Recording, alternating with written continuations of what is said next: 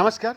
Bits news 24/7 में आप सभी को सुस्वागतम। दर्शक, एक दिन ही पहले जी जिनपिंग की घर में जाकर बांग्लादेश की अंतरिम सरकार की मुखिया यूनिस भारत पर ज्ञान की गंगा बहा रहे थे।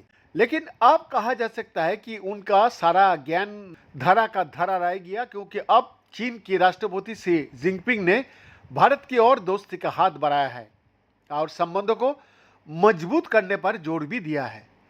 उन्होंने भारत के राष्ट्रपति द्रौपदी मुर्मू को संदेश भेजते हुए कहा कि दोनों देशों को अपने रिश्तों को ड्रैगन एलिफेंट टैंगो की तरह आगे बढ़ाना चाहिए। जिनपिंग का ये बयान ऐसे समय आया है जब चीन और भारत का बीच तनाव कुछ कम हुआ है और दोनों देशों ने अपने राजनीतिक संबंधों की 75वीं वर्षगांठ मनाई। वही ड्रैगन और एलिफेंट के रिश्तों के बीच आ रहे यूनिस को अब तक झटका लगा है, क्योंकि यूनिस चीन से पैसा लेने के लिए ये कहकर आए चीन में कि भारत की पूर्वोत्तर राज्यों का कोई समुद्र संपर्क नहीं है और बांग्लादेश इस क्षेत्र का गार्जियन है।